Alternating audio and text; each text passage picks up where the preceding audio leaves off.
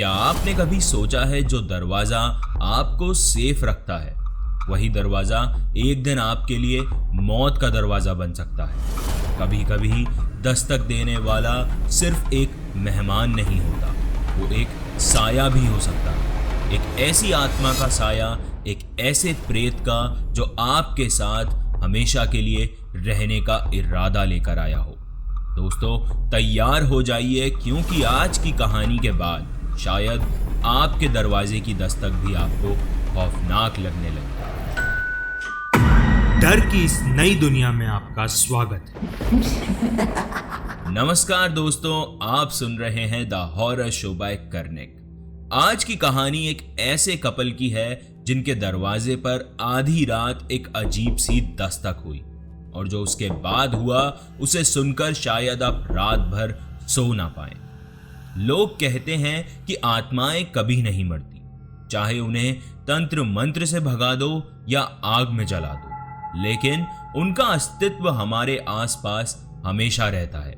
और कुछ आत्माएं तो उन अधूरी कहानियों का हिस्सा बन जाती है जो अक्सर हम सुना करते हैं। क्या कभी आपने सोचा है, अगर रात के सन्नाटे में किसी के साथ एक खौफनाक कहानी सुन रहे हो और तभी खौफ खुद आपके दरवाजे पर दस्तक देगी। सुनने में यह बात बड़ी ही अजीब लगती है, लेकिन अगर यह आपके साथ असल में हो जाए तो शायद डर के मारे आपकी जान भी जा सकती है। यह बात है साल 2009 की।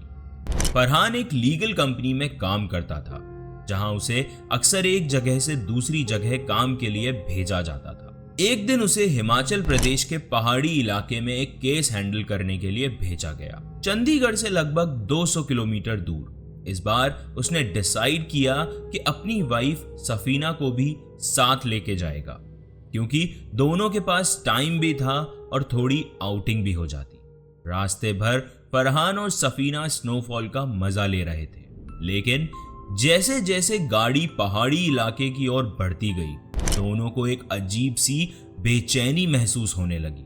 सड़क के दोनों तरफ लंबे पेड़ और उनके बीच से आती हवाएं एक अजीब सी कहानी सुना रही थी। सफीना एक पल के लिए अंदर ही अंदर घबराहट महसूस कर रही थी। हिमाचल प्रदेश पहुंचने तक रात के करीब 12:30 बज चुके थे। बाहर का मौसम बहुत ठंडा था और स्नोफॉल हो रहा था। उस जगह पर एक अजीब सा माहौल था। वहां के लोग और सन्नाटा जैसे किसी पुरानी शापित कहानी का हिस्सा लग रहे थे। वहां के एक छोटे ढाबे पर रुककर फरहान ने चाय का ऑर्डर दिया। चाय बनाते वक्त ढाबे वाले अंकल ने उनसे पूछा कि कहां जा रहे हो साहिब। फरहान ने उन्हें अपना डेस्टिनेशन बताया तो अंकल के चेहरे का रंग उड़ गया।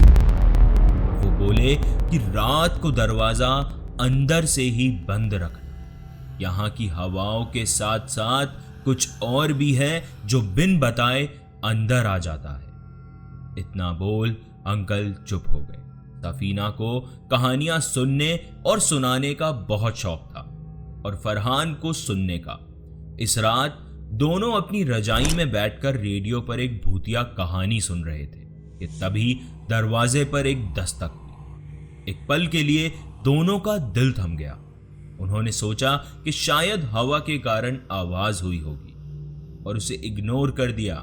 लेकिन जब अगले दिन सफीना ने दरवाजा खोला, उसने देखा एक छोटी सी बच्ची एक खंबे के पीछे छुपी उन्हें देख रही है।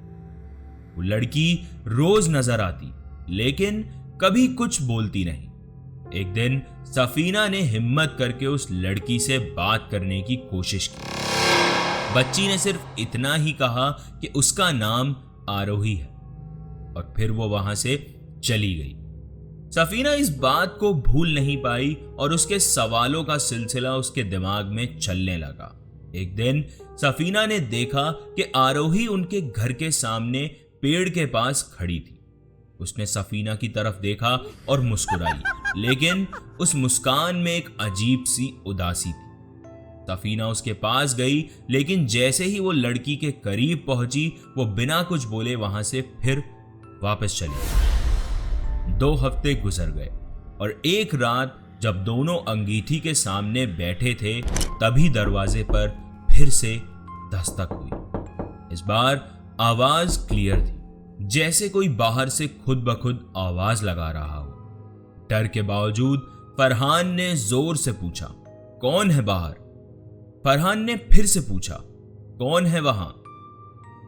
बाहर का सन्नाटा इतना गहरा था कि फरहान अपनी ही सांसों की आवाज सुन सकता था। सफीना ने फरहान के कंधे पर हाथ रखा और धीरे से बोला कि मुझे लगता है उसे हेल्प चाहिए।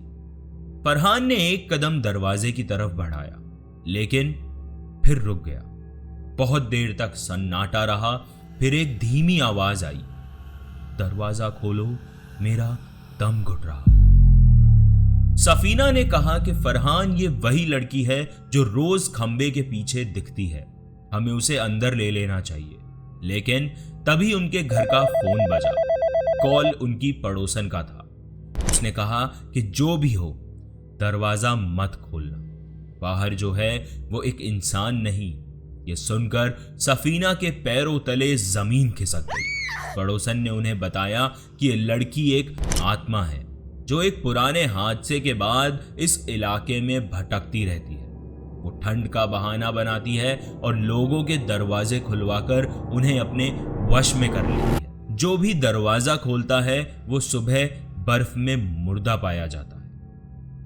दोनों ने वो रात किसी तरह काटी, लेकिन अगले दिन जब सफीना ने एक आखिरी बार दरवाजा खोला, उसने देखा कि वो लड़की दूर खड़ी मुस्कुराते हुए उन्हें देख रही थी। तभी उस लड़की की मुस्कान एक भयानक शक्ल में बदल गई। उस रात सफीना और फरहान वहां से हमेशा के लिए चले गए। लेकिन सफीना के लिए ये कहानी खत्म नहीं हुई। वो अब भी कभी कभी अपने आसपास उस लड़की का साया महसूस करती है। उस रात के बाद सफीना के लिए सब कुछ बदल गया था। अक्सर रात के सन्नाटे में वो एक हल्की सी दस्तक सुनती थी। हर बार वो फरहान से पूछती, तुमने सुना क्या? और फरहान हमेशा मना कर देता। लेकिन एक दिन जब सफीना अकेली थी, दरवाजे पर वैसी ही दस्तक हुई। उसका दिल थमा हुआ था और जब उसने दरवाजा खोला तो उसके फोन की घंटी बज गई। फरहान और सफीना के लिए वो रात एक बुरा सपना बन गई थी, लेकिन सफीना के लिए वो सपना कभी खत्म ही नहीं हुआ। जो लड़की उनके दरवाजे पर मुस्कुराती थी, उसका साया सफीना के साथ हर जगह चलता गया। अक्सर रात के सन्नाटे में वो दस्तक की गूंज उसे अब भी सुनाई देती।